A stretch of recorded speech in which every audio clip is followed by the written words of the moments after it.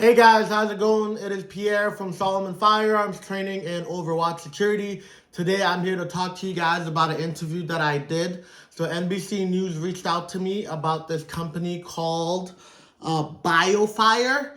And basically this company was putting out a product which they described the product as a smart gun. So basically the gun uses facial and fingerprint technology. So you basically have to hold the gun with your fingerprints for it to register, as well as facial recognition when you're holding the gun. So in the back of the slide, there's a little window for it to register your face in order for you to use the gun.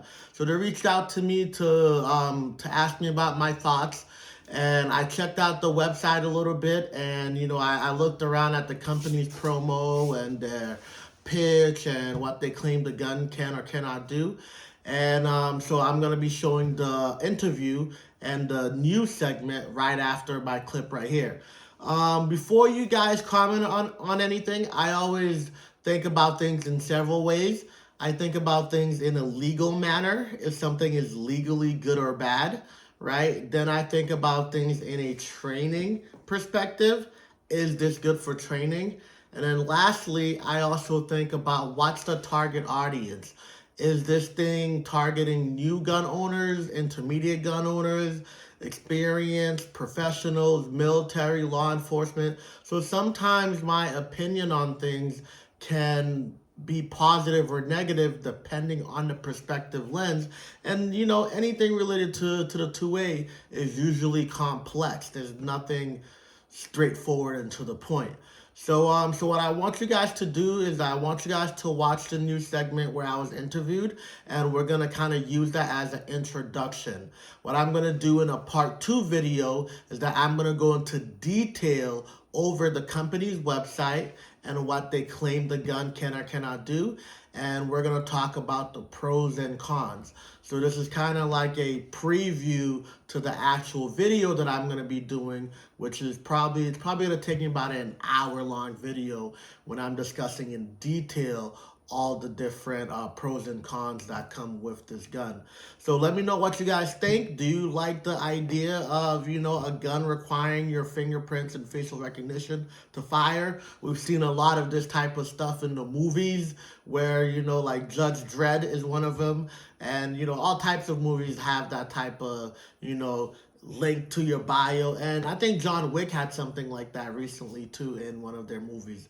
So this is basically a conversation starter, and then the part 2, I'm going to give you my full thoughts and opinions and breakdown of the gun. So go ahead and check out the news segment and like, comment, share, and let me know your thoughts. And if you haven't already, please subscribe to the channel. We're trying to get to 1,000 subscribers. We're only 300 left to go, and then our 4,000 watch hours. So go ahead and check out the news clip. Let me know what you think, and then we'll have a conversation in the comment section. And then next week we'll do a part 2 where I will do a full review of what I think. So thanks a lot, and enjoy the show. Bye. It's the country's first ever biometric smart gun to go on the market, like you might see in a movie. There's a microdermal sensors in the grip. It's been coded to your palm print so only you can fire it. Smart guns have been in sort of the science fiction zeitgeist, at least for quite a while. Why wouldn't you want that? Kai Klepfer started developing his own smart gun as a high school student in Colorado after the deadly 2012 Aurora movie theater shooting. His goal? Creating a gun that focuses on safety while also being reliable and fast. It needs to lock every time it leaves your control and do so instantaneously. That is not something that anybody other than Biofire has done. The way it works, it scans your fingerprint and uses 3D facial recognition as soon as you pick it up. And if someone else tries to use it, they can't, unless they're given specific access. Klepfer hopes it will help prevent suicides and accidental shootings. It's not the mass shootings, it's not the homicide rate in a big city that gets the attention, but it's just this incremental impact on Americans. And especially among children and teenagers. Last year, at least 157 people died and 270 people were hurt in unintentional shootings by children in the U.S., according to Everytown for Gun Safety, a nonprofit advocating for gun control. Now the company is facing its first big test, with guns arriving in people's hands by the end of the month. So far, reaction has been mixed. Some gun users are worried about how effective this new tech will really be. I don't think the technology is there for me to be putting my life on the line and my family's life on the line, betting on a new emerging technology. But the adoption of a gun with this kind of technology has long been a hope of gun safety advocates, even the president. No gun should be able to be sold unless your biometric measure could pull that trigger. But some gun owners don't want these smart guns to be the only guns they can buy. I'm fearful of legislation that would try to ban other firearms or try to force manufacturers to use biometrics and facial recognition. Ken Delanian is joining us now. So, Ken, that is so interesting to look at this, right, and to see this issue. We know the company has said they oppose any government mandates that would make smart guns the default gun that people have to get.